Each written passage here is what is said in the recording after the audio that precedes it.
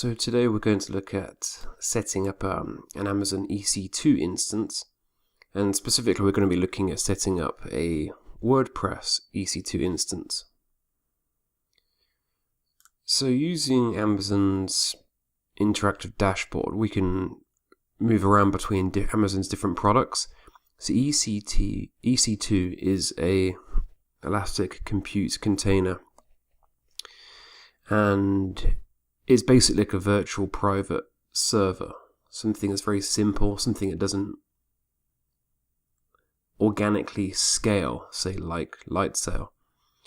But it's cool because it gives us a pre-built, the ability to use pre-built templates, AMIs, out of the box. So we're going to be using EC2 to use a WordPress template to get our server up and running. So let's click into EC2, and I already have one instance set up and running, but we're going to be effectively duplicating it step by step and looking at all of the infrastructure and all of the settings to make it a high quality running server.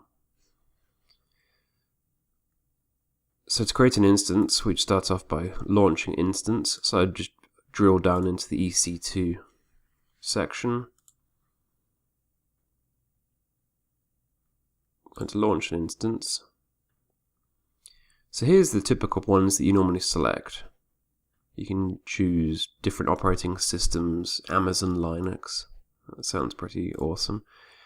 But there's also a marketplace of user-driven, pre-configured containers. So I have used Bitnami WordPress. And there we go.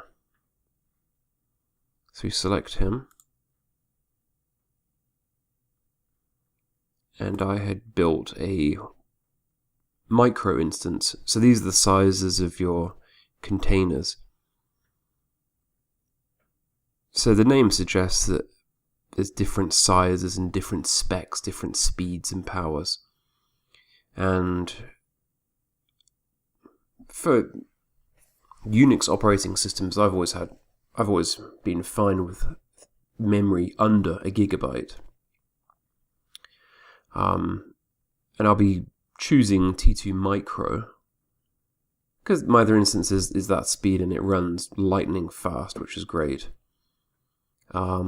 And you can see that we also have different types of storage woven into it. So we've got we'll be choosing 1 gig of memory, which is a good chunk actually, and EBS, which I believe is elastic block storage. But you've also got other options like SSD, which should be faster in theory.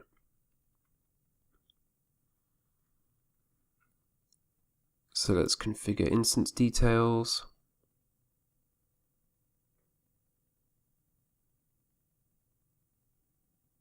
Nothing to change in here. That's a nice thing, is you can pretty much click next, next, next to get through everything. Add storage. So here it's pre-setting us with an SSD, which isn't what we want. We want magnetic to save money. 10 gigs fine. I believe we can scale this up later should we need to. Tags. No thanks, I don't really care about a tag. Security group. So this is cool. We can set up security group on the instance, which you can translate to a pre-configured firewall before it even hits your machine. So as it's going through Amazon's infrastructure, when it hits your machine, it's going to constrain who can hit it. So here this Bitnami instance has already got SSH, HTTP, and HTTPS described. So the next thing I do is go and look at my public IP address. I had recorded it, then I came back and realized I should probably take it out. as having your public IP address isn't great in a video. So I just went into Google and said, what is my public IP address? And I took that value and put it into the SSH rule area, and it's in CIDR notation. So it would effectively be your IP address /32, and the 32 is for the subnet, which basically means this and only this IP and nothing else. And that's fine for me when I'm connecting to my server. I only want it to be me who's connecting, and I want it to be locked down so not everyone else in the world can connect. This is going to be new security group or YouTube video security group. Yes, I want magnetic. Oh no, I think I went for this actually. Boot from general purpose SSD.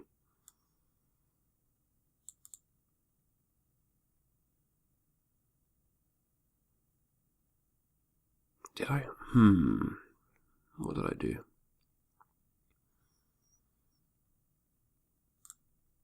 Whatever, I'm gonna go for this for cheapness for video. And key pairs. So key pair gives you the ability to not use a password or a text password when connecting to an instance or a server. And this is useful because A, it sucks having to use passwords to remember them, install them, and maintain them. And B, you can use a pretty hardcore encrypted handshake, I guess.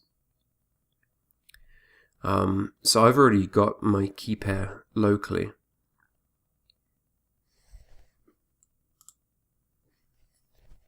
And you'll be able to generate one yourself.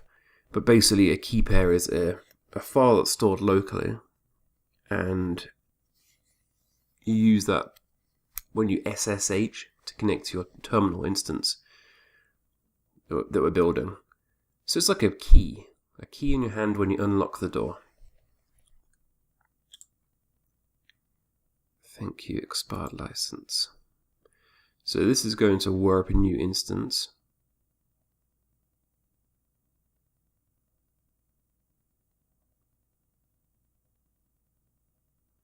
So it says now launching.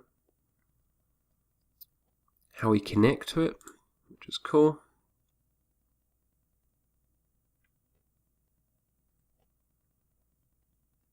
So let's click through to our instance and see it. So it's running, and I believe this is just a background monitoring check. We can see our IP.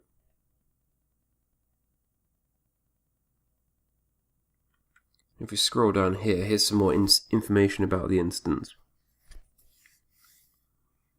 Let's make this a bit bigger. So some of the meaningful information here is that there's our public IP, that's how we connect to it. So let's copy that so we can connect it to it. There's also a connect button, let's see what that does. Oh, it gives you instructions as to how to connect to it. So yes, I'm going to go SSH. Let's spawn off a new instance. And it's giving us some instructions here. And it's giving us a command line instruction as to how we connect to this using our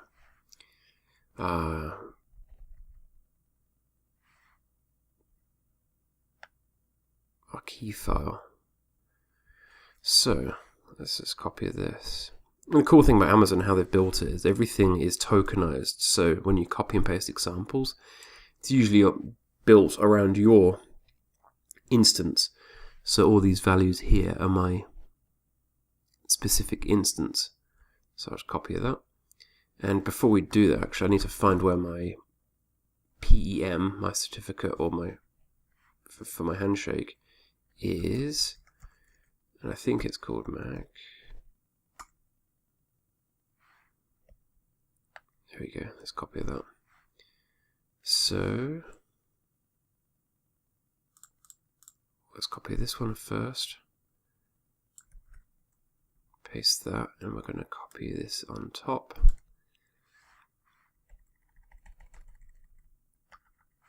Swap out that. So it hasn't seen it before. Do you trust this? Yes. So we're into our new instance. Great. No love. Oh, there we go. Yeah, just taking its time. It's spinning up. But yeah, that was fairly quick. There was a few clicks, and we've got a website. Obviously, just a straight up IP sucks. We'd want that to be presented with some sort of DNS settings and a domain name. This is quite vanilla, right? There's no content. We also have this Bitnami logo here, which I'm not too keen on. I'd like to get rid of that.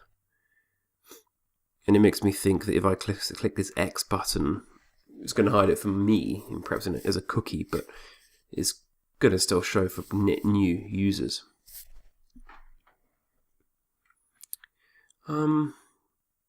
So next steps. So if we already have blog content, we could put that in. So for blogs, we normally say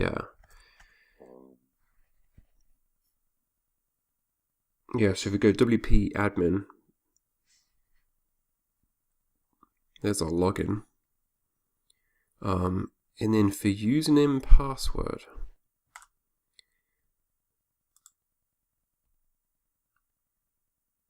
so there are instructions accompanying the Bitnami setup. Bitnami WordPress AMI, so we can find them quickly.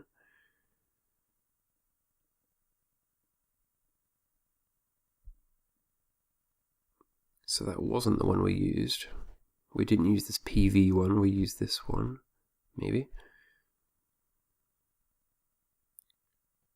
Bitnami WordPress page, user guide. Here we go. The default server administrator is user, so we're getting towards the information that we want, because we want to be able to log into WordPress quickly just to scope it out.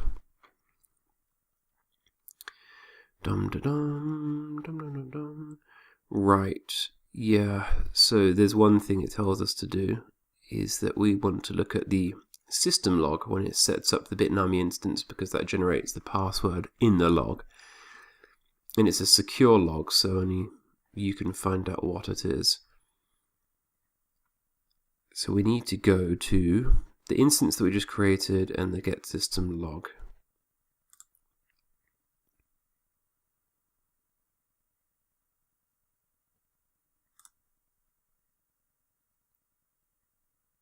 There we go. Cool black and white thing. We're looking for a ASCII box. There we go, let's copy that. And let's try, we saw that username is user, password is that. Remember me.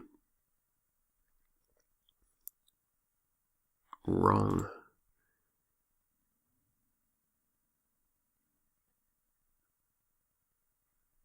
Did I just paste that correct? No, my buffer didn't take it. Copy. There we go. Cool, we're in. So some updates. What do we have? An updated version of WordPress is available. Yeah, let's go.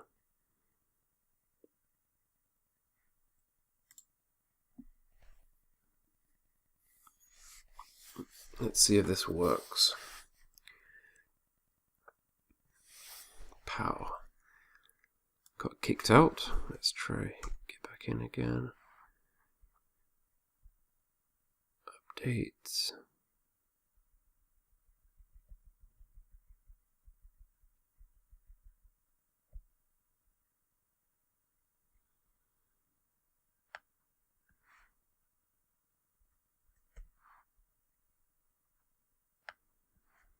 Perhaps it's running behind the scenes.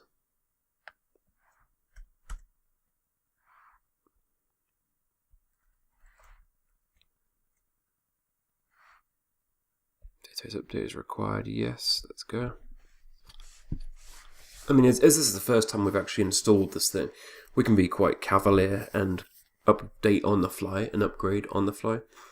However, if this was an actual instance running in production, you would probably want to do due diligence and snapshot it before you started playing around with it.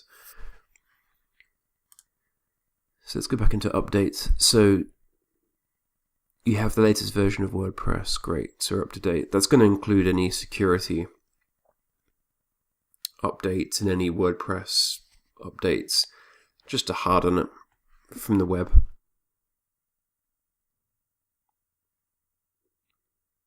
So we've got some plugins already installed.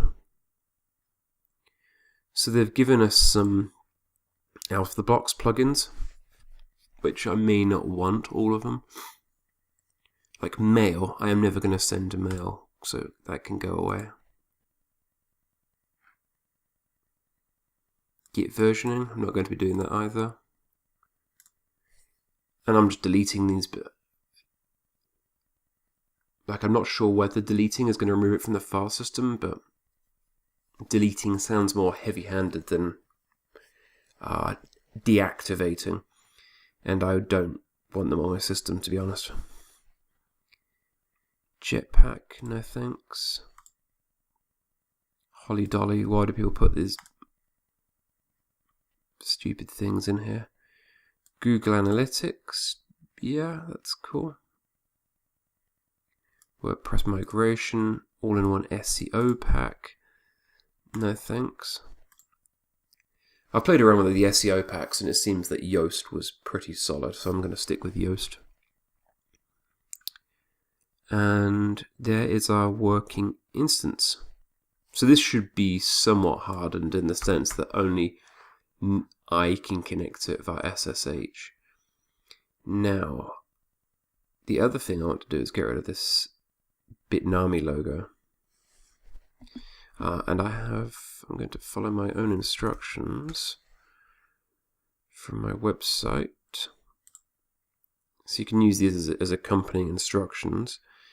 I have removing Bitnami logo. So let's copy that into our terminal. I'm still connected. Control V. Oops, that was running. And then we want to kick Apache to take the effects into play, to take into effect the changes. And then, so what I did here, the first line was just to call the config and disable banner. And I'm going to restart Apache. So I'll bring our web server down briefly.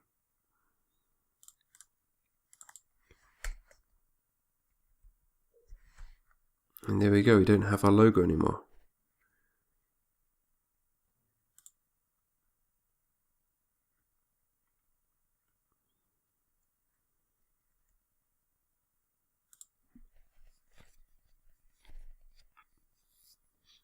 Nice. So the perhaps the next thing I want to do is harden the machine. There's so many steps to that, and I won't go into those now. But you'd probably want to Google show Ubuntu version, or let's do show Linux version, or Linux. Good old Stack Exchange is always helpful. So uname -a is going to tell us what type of operating system we're running if we don't know. And you can see this is Ubuntu. So let's find out Ubuntu version.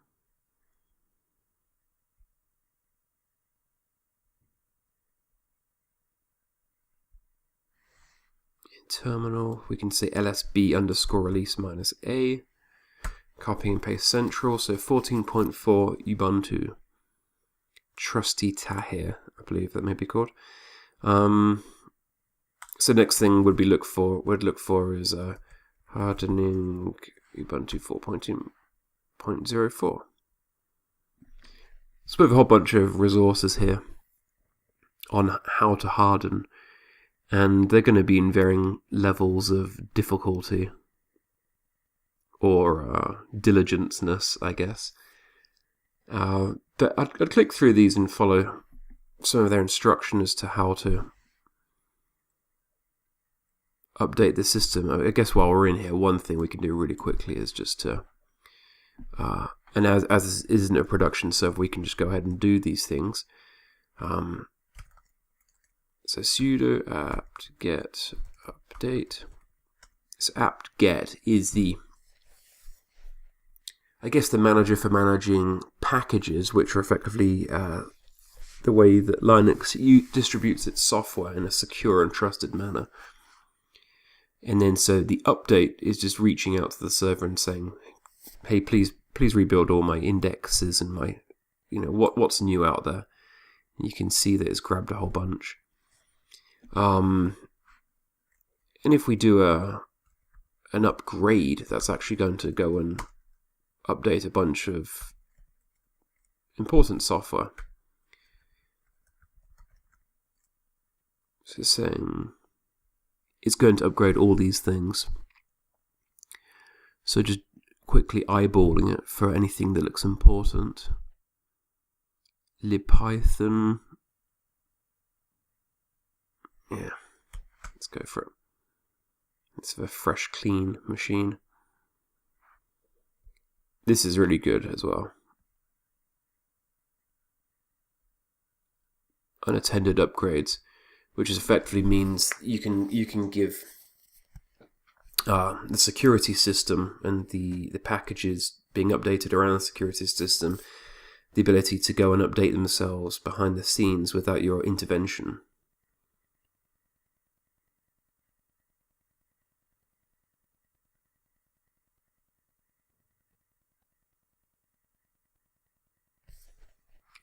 What else do we have in this list?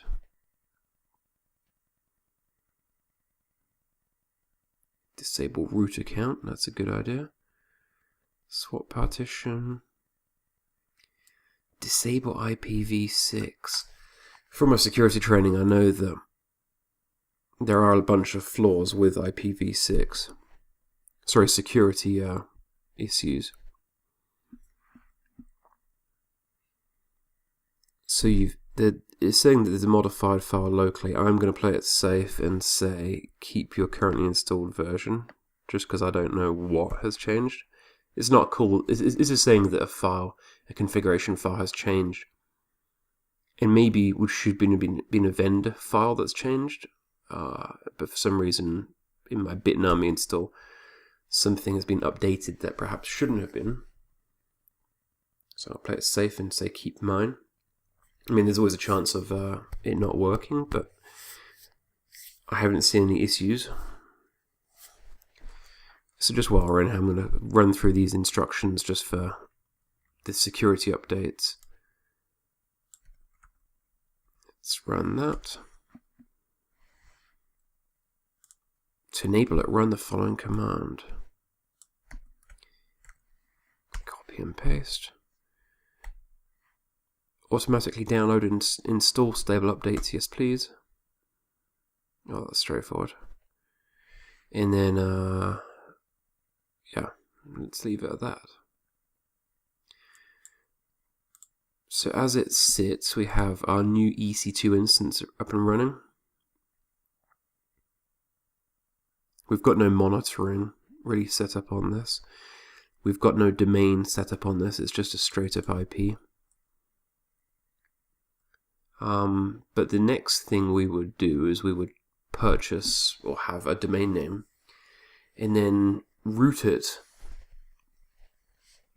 to this public IP address.